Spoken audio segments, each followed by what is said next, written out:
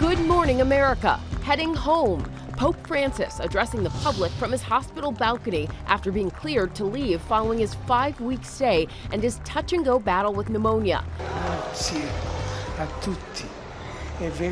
The doctor's orders for his recovery and the look ahead to the busy Easter season.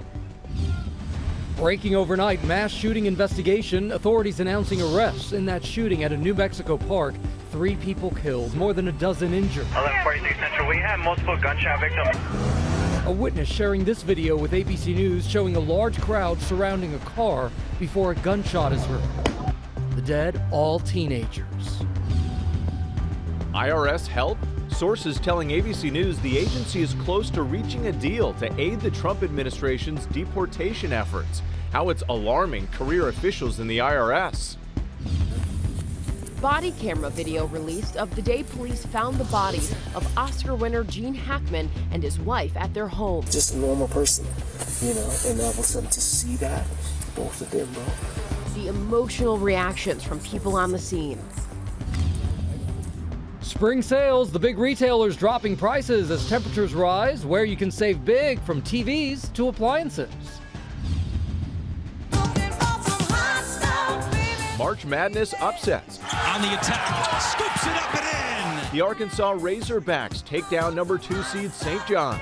And Brigham Young University beats number 3 Wisconsin. Ducharme stepping inside the line. Plus the sweeping wins and history made on the women's side. ESPN analyst Andrea Carter joins us to break it all down.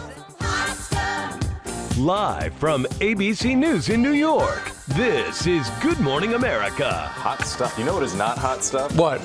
My bracket. Yeah. See? Remember yesterday I came on here feeling confident? Real good. He was saying he was number 1, now he's down to none. Open my big mouth. Ow. But my daughters still have a chance. Good for them. And hopefully you do as well. Good morning, America. We have so much to cover this morning. We'll get to more March Madness stuff later. Also, we're talking about some of the protests gathering outside Tesla showrooms across the country to send a message to Elon Musk and President Donald Trump. Plus, new this morning, arrests made in that New Mexico mass shooting. Yeah, and also this morning, some 25 million Americans are under red flag warnings this morning, meaning there's a real risk for wildfires, hot, dry weather in the plains and the southeast, making it very dangerous. It could even impact some major cities like Raleigh, Atlanta, Denver. So we're going to have details on that. Yes, very important. But we do begin with the news that's happening right now. Pope Francis being released from the hospital this morning after 5 weeks of treatment for pneumonia.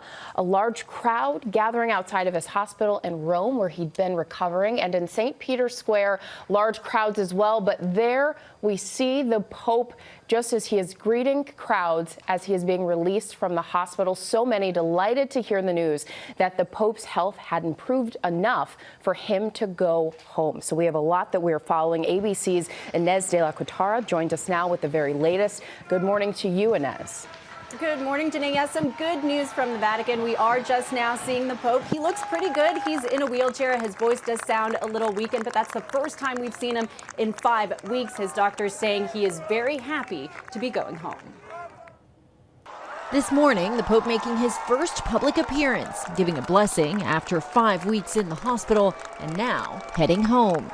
Doctors saying the 88-year-old's condition has stabilized enough for him to leave Rome's Gemelli Hospital and return to his Vatican residence, where he will still need oxygen and physiotherapy. The Holy Father will be discharged, as we said before, in a stable clinical condition with a prescription to partially continue drug therapy and a convalescence and rest period at least 2 months. Catholics gathered outside the Pope's hospital celebrating the happy news. It's a great joy for all of us, for all the faithful, and for all of us who've come here each evening to pray, he says.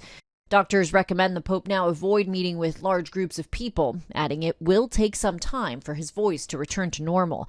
He was first hospitalized on February 14th with bronchitis, which then developed into pneumonia. Doctors say this resulted in 2 life-threatening medical crises requiring antibiotics, steroids, and eventually assisted breathing treatments and oxygen therapy. The Pope sounding weak and out of breath in an audio message released by the Vatican in early March. By week 3, his condition began to stabilize and improve. The Holy Father was never intubated, and he always remained alert and oriented. The Vatican releasing this photo showing him praying at the hospital chapel, but the Pope otherwise staying out of sight.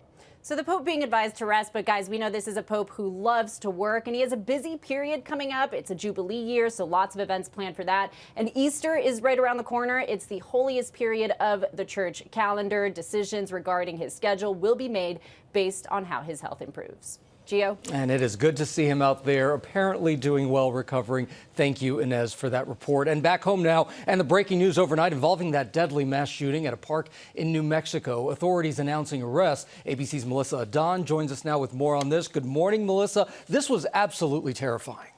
Gio, it was so terrifying. Witnesses tell me it was a chaotic scene that unfolded in Las Cruces. It sent nearly 200 people running for cover amid the gunfire. Police now arresting 2 suspects as their investigation continues. This morning, police arresting a 17 and 20-year-old charged with 3 counts of murder for their alleged connection to a deadly shooting in Las Cruces, New Mexico, killing 3 and injuring more than a dozen. A dramatic video posted on Instagram showed the moment gunfire erupted Friday night. 1143 Central, we have multiple gunshot victims. Multiple gunshot victims. 969 Central, start alerting area hospital.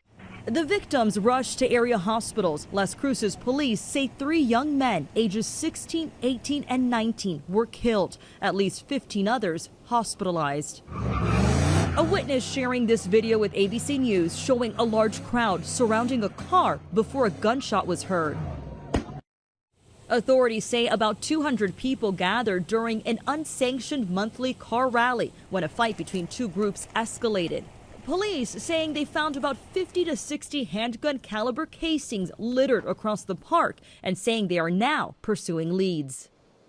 New Mexico Governor Michelle Lujan Grisham mobilizing state resources to support the investigation, sharing that violent crime in Las Cruces has increased by 46% compared to last year. All right, Melissa Adon, thank you. We move now to the Trump administration's latest deportation efforts, including one that could enlist the IRS. ABC's Selena Wang has more from Washington. Selena, good morning.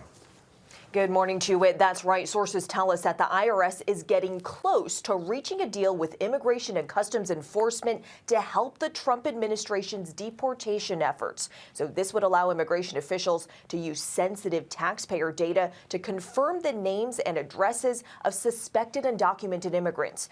Now, this agreement is alarming career officials within the IRS, but this deal is still under negotiation and has not been finalized yet.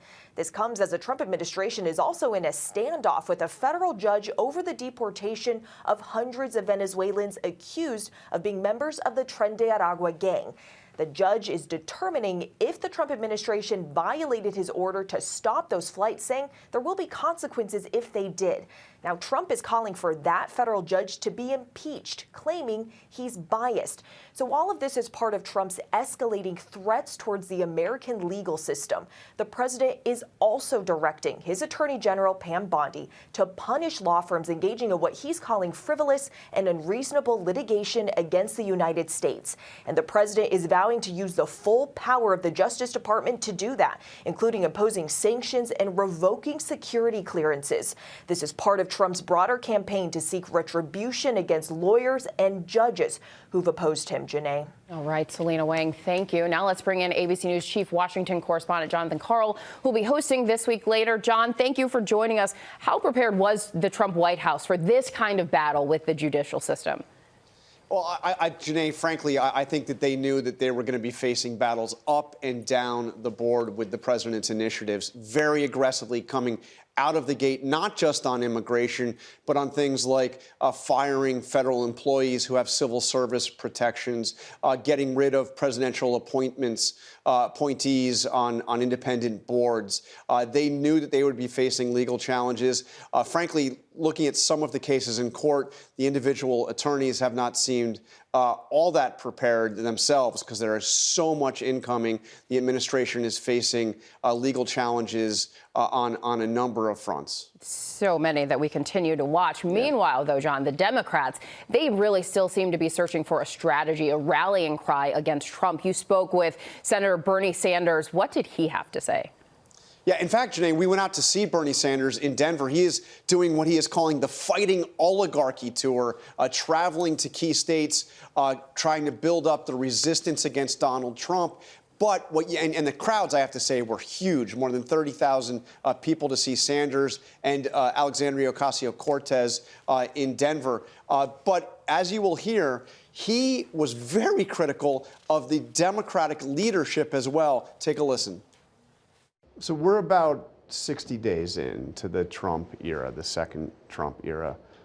How would you grade the Democratic Party's response? Well, I would take us back even 2 years before that, before Trump was elected, and saying that it saddens me that when the Democrats had control of the Senate, they did virtually nothing for working people. And I have to say that I'm a member of the Democratic caucus as an independent, so I'm not going to lie to you and tell you otherwise. Yeah. And since then, do I think the Democrats have been effective in rallying the American people in stopping Trump's movement toward oligarchy and authoritarianism? No, I don't. He was quite blunt, as you can see, criticizing the party that he is associated with, Democrats. He still does call himself an independent, but a fascinating conversation and a really energized crowd. As a matter of fact, Bernie Sanders said that was the biggest crowd that he has ever seen, including when he was running for president. Wow. And Bernie Sanders certainly not mincing words there. John, we're looking forward to more of that conversation. Thank you. And you at home can make sure to tune into This Week Later. You'll see more of John's exclusive conversation with Senator Bernie Sanders on the road there in Denver. Plus, John speaks with White House border czar Tom Homan on the continued court clashes over the Trump administration's deportation policies. That's all coming up on This Week, Gio. Okay, Janae, now to the Middle East, and Israel strikes on what it says are Hezbollah targets in Lebanon after several rockets were fired from Lebanon into Israel. ABC's Matt Rivers is there in Tel Aviv with the latest overnight. Good morning, Matt. And Israel is also sending more troops into Gaza. That's right, Gio. Good morning to you. An intense 24 hours here across the region. Israelis starting their work week with sirens as a missile launched from Yemen set off alert systems across the country. The IDF intercepting it, though, before it arrived. This, as the IDF says, it is once again expanding the presence of ground troops in Gaza, ordering new evacuations as more and more troops retake parts of Gaza. People now forced to pick up and move once again with no real safe place to go. It is a broad operation that has moved a lot faster than many were expecting, and it has left a lot of people dead. The death toll, according to the Gaza Health Ministry, well over 600 just since Tuesday, including at least 180 children, says UNICEF. And today, health officials saying the death toll since the war began, now more than 50,000 people. And at the northern border with Israel, projectiles launched from southern Lebanon for the first time since a ceasefire brokered last year between Hezbollah and Israel, none doing any damage. Israel responding with massive airstrikes, killing at least 7 people. Hezbollah, though, denying that they fired the projectiles. An Israeli official also saying they're not sure which group is responsible, but the threat of escalation wit certainly now higher after this ceasefire had largely held up for months. Yeah, the whole region on edge. Matt Rivers for us. Thank you. Now to the new details surrounding the death of actor Gene Hackman and his wife. Police releasing body camera video of the day they arrived at the couple's home in New Mexico. ABC's Zoreen Shah has more for us. And Zoreen, some emotional interactions with witnesses and caretakers at the house. Yeah, good morning. But for the first time, we're seeing the reactions from people who regularly saw Gene Hackman and his wife, Betsy, and the reactions they had when they found out the couple had passed away. Some overcome with emotions and others shocked as they tried to piece together how this could have happened. This morning, new body camera video revealing workers for actor Gene Hackman and his wife, Betsy, overcome with emotion last month after the couple was found dead in their Santa Fe home. He's just a normal person. You know, and I was to see that, both of them, bro. Sorry. The video showing sheriff's deputies arriving on the property last month, along with witness interviews. She was a sweetheart. Officials later learning that Hackman died suffering from severe heart disease with Alzheimer's as a significant contributory factor. And Betsy died a week earlier of the hantavirus, a rare disease that can infect humans through infected rodents. One of their dogs, who was in a crate, likely died of dehydration and starvation. The video showing deputies getting the numbers for Hackman's daughters and calling their daughter Elizabeth here to determine who would adopt the 2 surviving dogs. I knew Gene and Betsy, and they took their dog to Santa Fe Trails, and so I'm here to help, but I can't adopt the dogs. Thank you, Joseph. Workers trying to piece together how the unthinkable deaths could have happened. I would communicate with her pretty much on a weekly basis. 2.5 weeks ago, that stopped. As for inside footage, Hackman's estate wants to block the release, citing privacy. A judge will decide that later this month. Janae. All right, Soreen, thank you for that.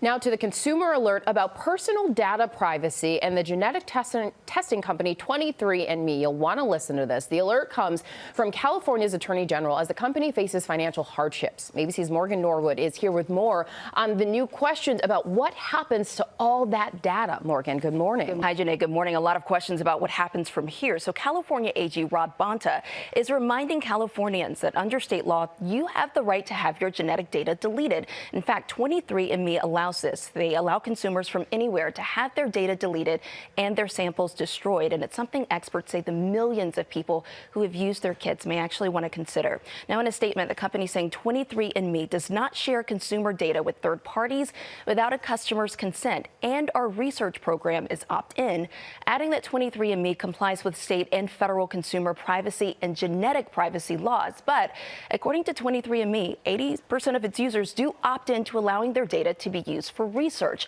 That data is anonymous, at least for now, but nothing bars a new owner from asking users to agree to new terms that connect your genetic data to your identity. So experts say you should read the fine print to make sure that you're comfortable with any changes to privacy agreements. We should also note that federal law prohibits employers and healthcare providers from using genetic information to discriminate. Guys? All right, important information there, Morgan, because so many people use genetic programs testing, like 23andMe, so a lot to look at there. That we connected with a bunch of family members on that site. Absolutely. So, I found a cousin. We're going to March Madness now, from a Hall of Fame coaching matchup to bracket-busting finishes. Plenty of drama happening overnight. I'm part of that group. Ika Jachi has the highlights. The rebound to Brazil. This morning, second-round action is officially underway, starting with one of college basketball's biggest coaching rivalries. John Calipari and the Arkansas Razorbacks taking on Rick Pitino and the St. John's Red Storm. Offensive rebound, Davis with the putback. But there'll be no Sweet 16 for Pitino and his Johnnies. Wagner on the attack, scoops it up and in. St. John's magical March Madness ride coming to an end, with Arkansas taking down the number 2 seed 75-66, making St. John's the first high seed to fall in the tournament. Celebrations ringing out in the Arkansas locker room. Meanwhile, number 12 McNeese State, which shocked 5th-seeded Clemson in the first round, Cox a three and a big shot by the freshman. Lost to number 4 Purdue, 76-62. Their magical dance has come to an end. Here is Dimmons, going to pull up the three. Got it. And so has number 3 Wisconsin, who was sent home early in a stunner by 6th-seeded Brigham Young University. Ducharme stepping inside the line. Over to the women, a series of sweeping wins. Number 2 UConn demolishing number 15 Arkansas State with a final score of 103-34. Von Oelhoffen sets for 3. Number 1 USC controlling the game against number 5 UNC Greensboro. Juju grabbing at that left-handed wrist again. But USC's star player Juju Watkins appearing to suffer injuries to both her hand in the second quarter and then her ankle in the third quarter. Still hitting this three-pointer before briefly exiting to the locker room. Watkins scoring a total of 22 points. The Trojans beating the Spartans 71-25. Olsen puts it in. Meanwhile, number 6 Iowa taking on number 11 Murray State after this inspirational speech from their bus driver Z. I need you to go out there thinking like, if we don't win, we can never play ball again. And they definitely played ball. Olsen on the move. There's Stolke. Yes. The Hawkeyes dominating the Racers 92-57.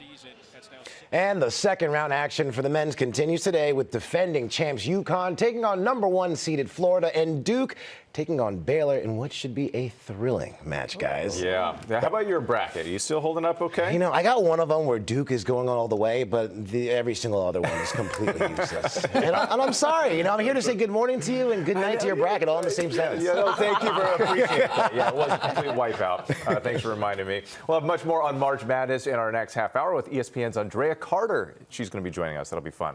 Also had the latest on the investigation into the fire that shut down Heathrow Airport and caused a global travel meltdown. Plus, spring sales kicking off this week. The big retailers with the big deals, what you should jump on now. And a new development in the legal fight between Justin Baldoni and Blake Lively, why he's now suing his ex-publicist. Stick around. You're watching GMA on this Sunday morning.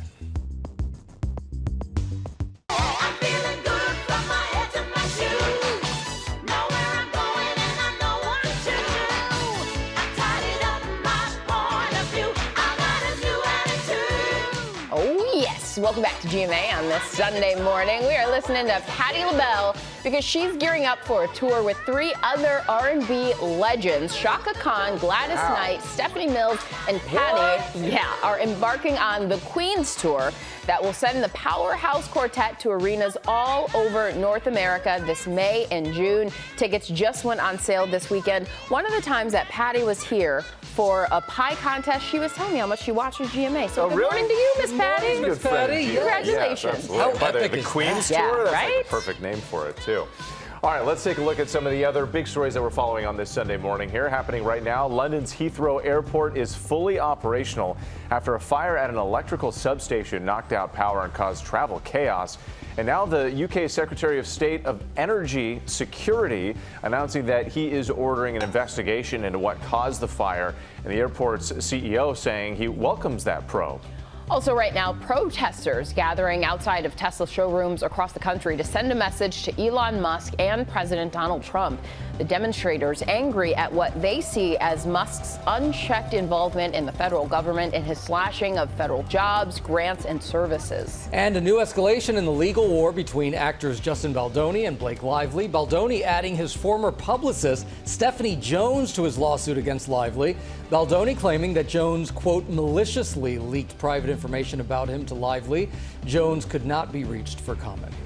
And back to March Madness now, and it's been a busy first week of the NCAA tournament, I'd say so. For both the men and the women, brackets will be put to the test as more games get underway today. And joining us now to break it all down is ESPN's Andrea Carter. Andrea, I know you had a late night, you got an early morning, and we're just getting started here. So let's jump right into that big upset overnight and the coaching showdown. Number 2 St. John's knocked out of the tournament by number 10 Arkansas. Tell us all about it. Oh, this was such an exciting game. You've got 2 legendary coaches going against each other. I'm a little bit biased because being an SEC person, watching the Razorbacks get this win, it was exciting for Coach Cal. I know a lot of people in New York were upset about it, but Coach Cal has the most NCAA tournament wins of active head coaches. And this is an Arkansas team that struggled throughout the season. At one point, they lost 5 games in a row. At one point, they lost 9 out of 13 games, but they were close. So watching this Arkansas Razorbacks team put the pieces together to get that upset win, that's what March Madness is all about. Well, Witt had St. John's going all the way, so that was one of the games that busted his bracket. Andrea, the first round of the women's tournament was a scoring clinic. 6 teams scoring over 100 points. Which ones were a standout to you? Well, first of all, we love big-time buckets, and we love high-scoring games, especially on the women's side. But for me, the UConn Huskies stood out. And the reason why, because UConn put up over 100 points, but their superstar and the projected number 1 pick in the WNBA draft, Paige Beckers, she only scored 11 points. All of her teammates stepped up and dominated around her to get this big win. Sarah Strong just had that last play. She's a freshman. She put up 20 points in her first NCAA tournament. And Azzi Fudd, who's missed the last 2 NCAA tournaments, had 27 points. UConn was efficient and they were sharp on both ends of the floor, to me, more than anyone else so far. Okay, Andrea, let's talk about today's games now. What are the 2 must-watch games that we should be looking for? So many great games to watch. I'm going to go on the men's side with UConn against Florida. Florida is a number 1 seed. UConn, the reigning back-to-back national champion. So I'm going with that matchup. Florida's got a lot of dynamic guards. They are so much fun to watch. But UConn, They've been there before. The past 2 seasons, they know what it takes to win. So that game is going to be a good one for sure. And then on the women's side, I'm looking at South Carolina and Indiana. South Carolina, just like UConn, the reigning national champions from last season. Dawn Staley has herself a squad with so much depth and so much talent. Their most points come off of their bench, but Indiana played South Carolina in the tournament last year. South Carolina had a 22-point lead, and Indiana cut it to 2 with a minute left in the fourth quarter. So South Carolina blew a big lead against the Hoosiers. That's given the Hoosiers some hope coming into this game. We'll see how they take care of it. Andrea, we have a little bit of time left. Who do you have going all the way for both the men and the women? Oh, this is a tough one for me. On the men's side, I've got Duke going all the way. Cooper Flagg, the depth, the length, the defense that those guys have. John Shire, he is a brilliant basketball mind. I think the Duke Blue Devils are due for one. And on the women's side, I do have the UConn Huskies. A lot of my colleagues are going with the Gamecocks. It's really hard to go against Dawn Staley, but I think this UConn squad, Paige Beckers, I see a lot in this team and the depth that they have. They've got a lot of health back this year that they haven't had in the past. So I'm going Duke and I'm going UConn, but we'll see. You know, next time I'm going to talk to you before I fill out my bracket. That, right? I think I'll do much better next time. Call me anytime. Call me anytime. You're the best, Andrea. Andrea, we love having you here. Thank you so much. We appreciate it. Thank you. With the start of spring, the big retailers are kicking it off with lots of sales right now. And you know our girl, Alexis Christophers, you found all the ways to save. What you got? Spring is here. The deals have sprung. And, you know, usually the time between like President's Day weekend and Memorial Day weekend is usually a dead zone for scoring big sales at retailers. But all that changed, of course, last year, thanks to Amazon, which had its first annual big spring sale. And you better bet other retailers quickly jumped on board to get your dollars. So here's the deal. Target Circle Week is back with 7 days of savings starting today. Deals include up to 40% off select kitchen and flooring essentials. So we found a good deal on this Shark upright vacuum for $199. You save $100. Target's also offering gift card rewards. So, for example, if you spend $40 on select beauty and healthcare items, you get a $10 gift card. So that's I love that free money back. Okay. Walmart answering back with its only online spring sales event. So this is only happening online. Tomorrow through April 1st, slashing prices on thousands of items, including TVs, 65-inch Vizio. That's huge. I know. We find you the deals. Yeah. This is a smart TV. It was nearly $500, now under $380. All right, we found big savings on folding Adirondack chairs. I chose this because I'm looking to buy some for myself.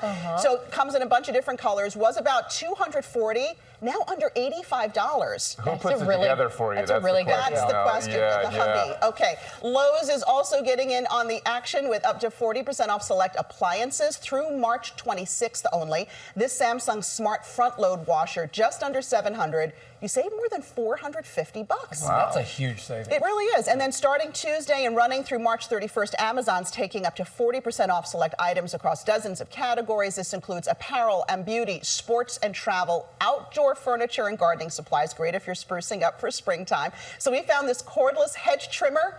30% off wit, now about $140. Yeah, what are you trying to say? I'm out in the yard there with the hedges? And 25% off this tilted patio umbrella on sale for just under $75. Here's the thing, though, okay? If you see a deal you like, you may want to move on it right now because tariffs could mean higher prices in the coming weeks for things like apparel, electronics, and those appliances. I actually do like hedge trimmers, though, just for the record. You would. Out there. You said Yes. Yeah, you go there. Thank you, Alexis. You're the best. We appreciate it. Coming up here on Good Morning America, from the theater to your home, Will Gans runs down the best bingeable movies and TV shows. Stay with us. We are back now with the latest edition of Binge This. Is back. Cutting All right. through all the entertainment options out there to hone in on the very best. And our very best, Will Gans, is here with his picks this week. What you got for us? It's been a minute since the air horn. That startled me. I was like, do I need to go? I need to go here. All right. For anyone willing to make a trip to the movie theater, Black Bag is a new spy thriller starring Cate Blanchett and Michael Fassbender as a married couple of spies. When she's accused of betraying the nation, he needs to decide whether to be loyal to her or to his country. It's more of like a psychological thriller than Mr. and Mrs. Smith, but there are still plenty of big explosive sequences. Get this though, it's only 90 minutes, which I forgot could happen in the movie theater. Right. So it's quick and thrilling, and it's worth it. I really loved seeing this. Yeah, a lot of people are talking about this one. Really, 90 minutes, that works for a busy life. Exactly. Or if you're looking for something more family-friendly, hi-ho, it's off to the movie theater we go to see Snow White. Rachel Zegler, y'all, she is undeniable. She's charismatic, she's charming, and pitch perfect as a modern take on Snow White. Some critics say that this is Disney's best live-action remake to date. And some of the music from Pasek and Paul, which is the team behind The Greatest Showman and La La Land, you know, the musicians, yeah. These songs will make it into your Spotify rotation in no time. Okay, well, you're also the king of like all the streaming shows, so what should we watch at home? Okay, yeah, this show, Adolescence, is the #1 show on Netflix this week, and with good reason. We were just talking about It's a mini-series, only 4 episodes total, about a 13-year-old boy accused of murder in the UK. It's not based on any specific real case, but it feels like it could be the true story of anybody in this type of situation. The cool thing about this show artistically is that each episode is one long shot. No scene breaks, no cutaways at all. So when the kid is being whisked away to jail, for instance, the camera gets into the police car and you're along for the ride as an audience member. The story is compelling, the way it's told is compelling, and it's got a lot of twists and turns along the way. But those one long tracking shots, Netflix revealed that which take they used for each episode. You know, because like if somebody sneezes or if the cameraman bumps into something, you have to start all over. Episode 4 was take 16 on the 5th day of filming. Oh my Isn't God. that crazy? That's wild. Yeah. The amount of artwork that goes into that is incredible. Exactly. It's like when we do our promos in the morning. It's like Take 16. We finally got it. Instagram this morning, get to take a 7 takes. All right. Well, also lots of bingeable shows out there too. What do we need to catch up on ahead of some of these finales? Exactly. I know you guys are caught up on this. I'd be remiss if I didn't talk about The White Lotus. Oh, After yeah. tonight, there will only be 2 episodes left in season 3. Last week's episode was so anxiety-inducing as each of the characters seems to be hurtling towards disaster. It featured a surprise appearance from an Academy Award-winning actor as well. And being that we're now more than halfway through the season, I don't feel bad spoiling what I'm about to spoil. Jennifer Coolidge's horrible ex is in this season as well. Natasha Rothwell's character is piecing the puzzle together that he might have had something to do with her death in season 2. So will we get justice for our girl Tanya?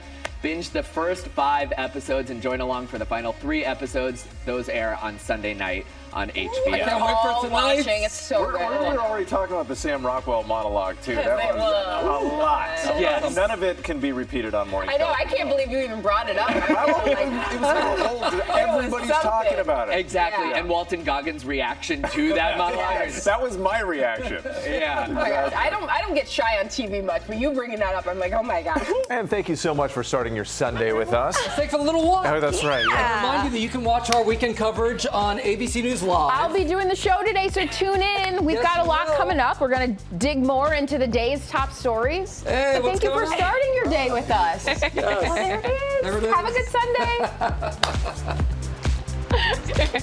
Sunday.